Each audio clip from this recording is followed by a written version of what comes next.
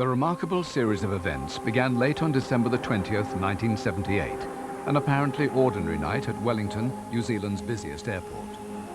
Cargo planes were loading up for their routine runs, delivering freight to Christchurch, 200 miles away on South Island.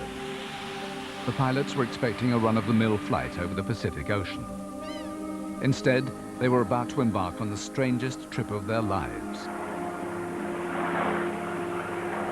The bizarre happenings began at the New Zealand RAF base in Blenheim, 70 miles from Wellington, just before midnight, as Warrant Officer Ian Uffendell, in charge of airport security, was finishing off his checks. I was doing my final rounds before retiring for the night, and driving up the tarmac I noticed these lights, which I thought was a Bristol freighter. I stopped to watch the airplane approach and land, which it didn't do. This thing should have landed by now. Went up to the control tower and contacted the radar room in Wellington. Hi, this is Blenheim Air Base. There's something strange up in the sky. At Wellington Airport that night, the phone call was answered by radar operator John Cordy. We've also got unidentified craft on the radar here. What's going on then? I just don't know. We established there was no aircraft approaching and realised then that what we were seeing was something that was a little bit out of the normal. They're on the move. We've got the same here. This is weird. They would describe a light that they could see that would be moving north over the hills beyond Blenheim, and we would see coincidentally a target on our radar that was also moving north at the same time, and made us think that perhaps these things were related to each other. What we were seeing was controlled movements, and the large light was like a mothership controlling two satellites. It's spinning around now. Have you got any idea what it is? Sorry, Blenheim. We're as baffled as you. All efforts to identify the strange objects failed. And then the mystery deepened. 2 planes were buzzed by UFOs in separate incidents on that same night. One of the aircraft was flying south over the Kaikoura Peninsula towards Christchurch. It was piloted by Captain Vern Powell and First Officer Ian Perry. Look here, we got company. There shouldn't be anything out there. Wellington Air Traffic Control, this is Argosy SAF. Can you confirm an aircraft in front of us? We can't make radio contact, but we've got a fix on the radar. We've been tracking them for 3 hours now. There's a glowing light just in front of us. Hard to say what range it is, but it's definitely airborne. There's nothing scheduled to be out there. What on earth is it then? Sorry, haven't got a clue. There was this large orb. We had no idea what it was, but just a light hanging in the sky. The effect on me was prickling at the back of my neck. That soon ceased when I realised that we weren't being attacked at all, that it was just out there. The target tracked with him for 40 miles. In the same position that we saw the radar return, Vern and his co-pilot saw a large white light which tracked along with them. It was now 4 a.m. After trailing the plane, the object disappeared from view. The next shock came as the crew prepared to land at Christchurch. All systems ready for landing. Flaps 20 degrees. Switched in radar. What the hell was that? Up there! We noticed a blip on our radar screen that went across from right to left very, very fast. Far quicker than an aircraft with very, very bright light, and it was streaking across from right to left. God, look at the speed it's going. We figured that it must have been at least 15,000 kilometres an hour. The radar operators at Wellington Airport couldn't believe what they were seeing. We tried everything we could think of, playing with our radar controls to get rid of the target, to see if we could rationalise it, to sort it out. We couldn't. Something was happening, something unusual that I hadn't seen in my years as an air traffic controller. I'm a trained pilot, have been flying for very many years. We've got to know what aircraft lights look like and what the lights of cities are like. And this light that we saw on that particular night is nothing like I've ever seen before.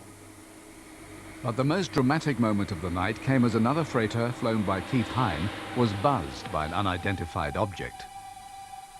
Argosy SAE, this is an emergency call. The object is heading straight for you. Take avoiding action, now!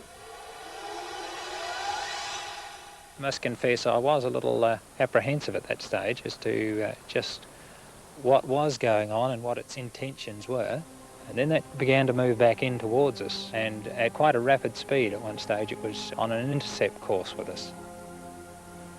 Somehow a collision was avoided, but nothing could stop news of the night's events leaking out. A news crew led by reporter Quentin Fogarty flew in to cover the story for Australian TV. I really thought all we'd be getting would be some footage of pilots at the control, interiors of the aircraft, no more. But within minutes, the trip took an unexpected turn. Up here, quick! There seems to be something out there. Dave, are you getting this? I got it. When we got onto the flight deck, we saw this string of lights, 3 or 4, sometimes as many as 5 lights. What do you think they are? I don't know. They definitely shouldn't be there. Started as a small pinpoint of light, and then they'd grow into this large, pulsating globe with sort of tinges of red and orange. And they would sort of keep that shape for a short time, then would go right down again to a little pinpoint. This is amazing.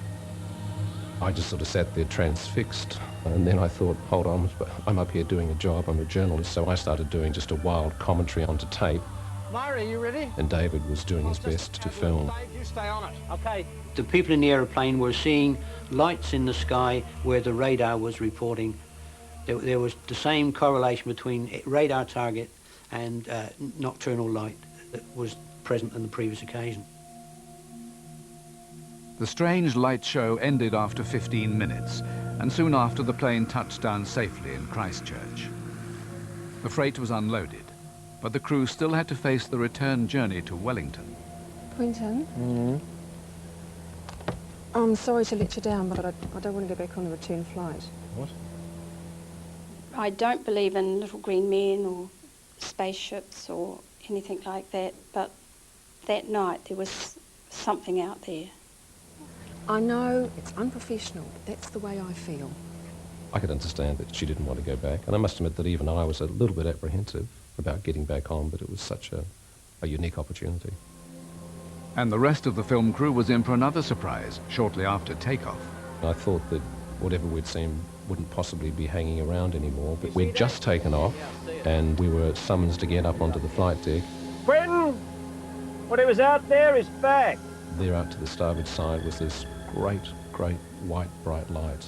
That was the object that features mostly on the film, and that was the one that was analysed. We were told later it was about the size of a house. I had a very good view of it. Just a very bright light, and it seemed to change shape. Every so many seconds on the film there was a red ring went round this object, went choo. As the plane was coming north, once again, when it was in range of Wellington radar, there was good correlation between what the radar was seeing and telling the airplane was near them and what the airplane was seeing out the windows. What's going on? We're turning to face the thing. We want to find out a little bit more about it. Look, it's moving with us. It moved off to the starboard side again, so it appeared at that stage that it was under some form of control. Back down to Earth, the film report sent shock waves around the world and sparked a debate that continues to this day. Skeptics claim the images came from everyday objects on the ground, in the sky, or out at sea. It may well be that there are some unidentified lights on this film. I suspect that's probably the case. But equally, I suspect that the majority of the images on this film probably do have a conventional explanation of one kind or another. An investigation by the New Zealand authorities suggested the objects could have been fishing lights from squid boats, planets, or even moonlight reflecting off fields of cabbages. But all the witnesses are adamant none of these explanations add up. It certainly wasn't a squid boat. I never seen one on 13,000 feet up in the air anyway. Venus hadn't risen, so I don't know what it was. The aircrew could have seen the light reflected from cabbages, but I've never known cabbages reflect on a radar screen before. And certainly, I'd like to know who was growing cabbages 20 miles out to the southeast of Wellington, well over the sea. I know what Venus looks like, I know what planets look like and stars look like, and it was definitely none of those things. So what did all those witnesses see back in 1978? I wish I did know what I saw, but I've got no idea. I can only tell you I saw targets on my radar that I can't explain. I believe that the only logical explanation is that it didn't come from the planet Earth. They were unidentified flying objects. Things from outer space? I don't know. Does anyone? Look outside on a starry night. If you say we're the only ones alive in this universe, I'll call you the biggest egotist ever.